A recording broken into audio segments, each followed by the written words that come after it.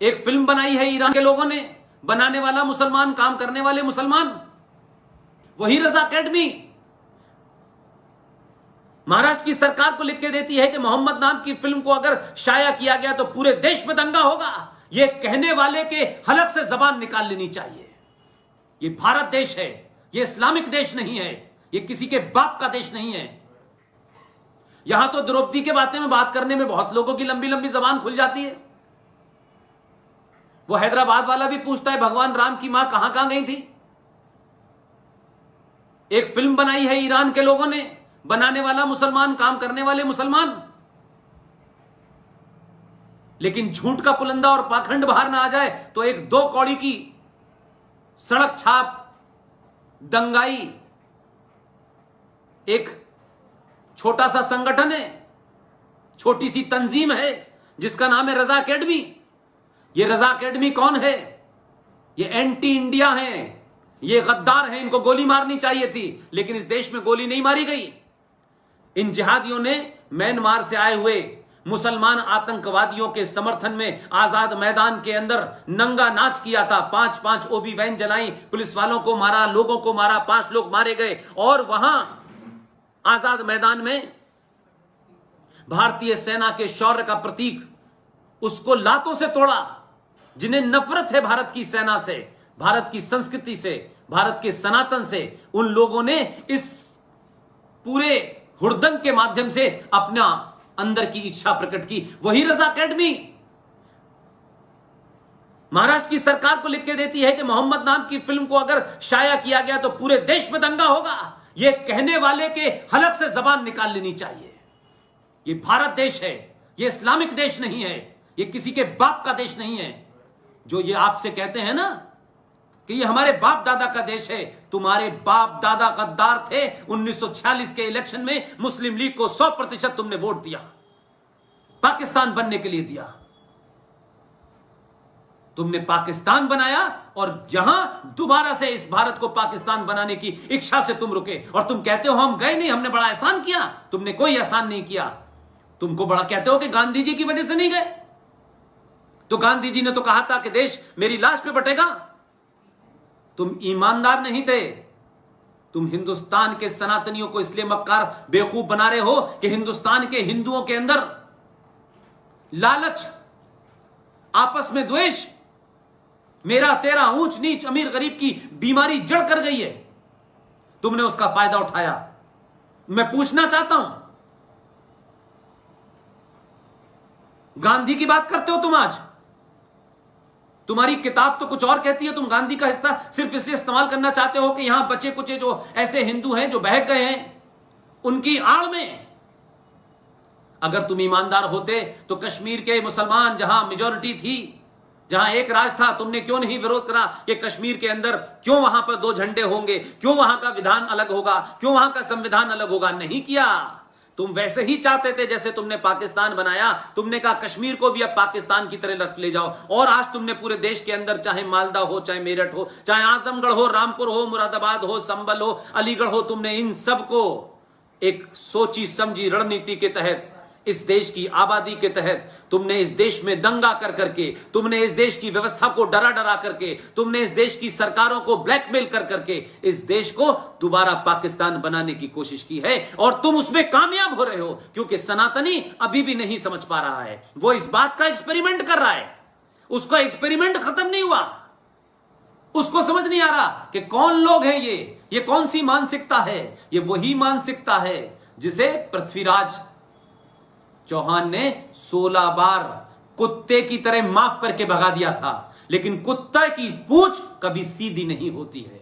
उसने अपने 5-15 हजार 20,000 साल पुराने आदर्श की वजह से उसको छोड़ा।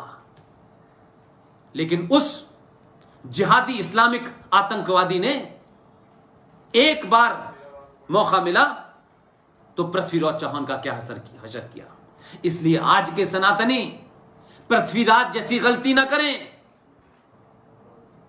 ये वलीउल्लाह जिसकी मजार दिल्ली में है, इस पे फूल चढ़ाने जाते हो, पूछो ये कौन है।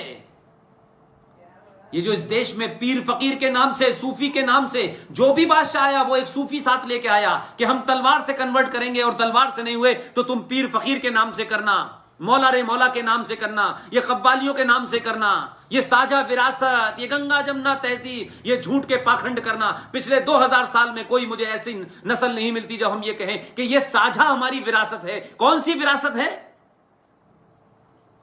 जिसमें मुगलों का एक बादशाह रोज ब्राह्मणों के जिस्म पे जो जनेऊ होता था उसको तोलता था कि आज कितने कत्ल किए गए। ये साझा विरासत है। ये मुरादाबाद, ये बेरठ, ये मलियाना, ये रामपुर, ये साझा विरासत है। 2014 से 2020 के बीच में 106 हिंदुओं को मुसलमानों ने मॉब लिंचिंग में मारा। एक रणनीति के तहत, उस रणनीति को इस्लाम में लो इंटेंसिटी वॉर कहते हैं कि आप बड़े बड़े जो टारगेट हैं उनको मत कीजिए, लेकिन लोकल लेवल पे लोगों में यह डर बना के रखिए कि अगर हमारी बात नहीं मानी तो हम कत्ल कर देंगे। और सत्ता के ऊपर कभी कभी ऐसे दलाल बैठे थे पिछले 70 सालों में कि उन्होंने अपनी सत्ता को बचाए रखने के लिए आज सनातनियों की हत्याएं होने दी। आज हत्या करने की कोशिश करते हैं तो सनातनी समाज जब प्रतिक्रिया देता है तो ये मक्कार क्या करते हैं कि देखिए साहब, इस देश में इंटॉलरेंस बढ़ रही है। ये इंटॉलरेंस नहीं बढ़ रही, ये 1100 साल जो तुमने झूठ बोला, यहां की मां बहनों के साथ बलात्कार किया, आज उनके ओरिजिनल वंशज जब तुम्हारी नियत पे उंगली उठाते हैं तो तुमको लगता है कि हमारे चेहरे पे जो मक्कारी का नकाब पड़ा हुआ है, ये मजारों पे, ये मस्जिद पे, ये गंगा जमुना तहजीब, ये धीरे धीरे उठ रहा है तो तुम्हारे अंदर परेशानी पैदा हो रही है। इसलिए तुम सत्ताओं को बता रहे हो ये हिंदूवादी सत्ता है। ये जो वलीउल्लाह था मक्कार, जिसकी कब्र उखाड़ के फेंक देनी चाहिए, इस गद्दार ने खत लिखा था अहमद शाह अब्दाली को कि भारत में इस्लाम खतरे में है, आप यहां आइए। उसी की राह पे चलता हुआ आधुनिक भारत में, 2020 के भारत में, दिल्ली की माइनॉरिटी कमीशन जो है, राज माइनॉरिटी कमीशन का अध्यक्ष जफरुल इस्लाम ने इस्लामिक देशों को चिट्ठी लिखी कि भारत के अंदर हिंदू आतंकवादी ज्यादा बढ़ रहे हैं, आप इन्हें सबक सिखाइए। यह आपके बीच में रहते हैं इसलिए कि उनको पता है कि यहां का हिंदू, यहां का सनातनी, सरकार का काम है, सरकार करेगी, कानून करेगा, पुलिस करेगी, सीआरपीएफ करेगी, हम कुछ नहीं करेंगे। हम फेसबुक पर बैठ करके सरकार को ज्ञान दे देंगे, सरकार को नुक्ताचीनी कर देंगे। मैं ये बात इसलिए कह रहा हूं कि भारत के तमाम राज्यों पे ये बात लागू हो सकती है, लेकिन बलिया के लोगों को कम से कम इसका अनुसरण नहीं करना चाहिए।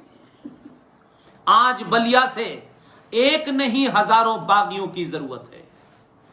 ये बागी इस राष्ट्र को बचाने वाली चीजों पे ज्यादा ध्यान दें। सरकार के रोज के एडमिनिस्ट्रेटिव फैसलों पे नुक्ताचीनी की खत्म की, उसके लिए टेलीविजन मौजूद है जो सुबह से शाम तक यही काम करता है।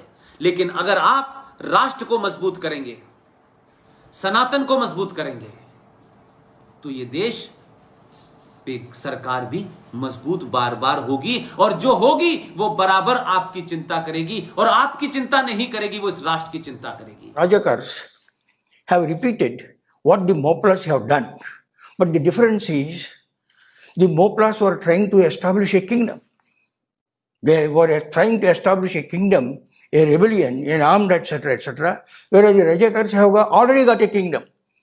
The Nizam's kingdom, the Nizam's state was a bana instrument for them, so they were interested actually in the perpetuation of the Muslim rule without any shame. They did not mince words. Forever it shall remain a Muslim state. Rajakarism has not disappeared from Andhra Pradesh. The old city of Hyderabad is still the capital of the Rajakars. And as recently as January of this year, in a town called Bhainsa, in Nizamabad district, the same Rajakars did whatever they did in 1947-48 in Telangana. Why did they do? How did they do? because the TRS, the Telangana Rashtra Samiti, which is the regional ruling party in Telangana, is in alliance with the MIM.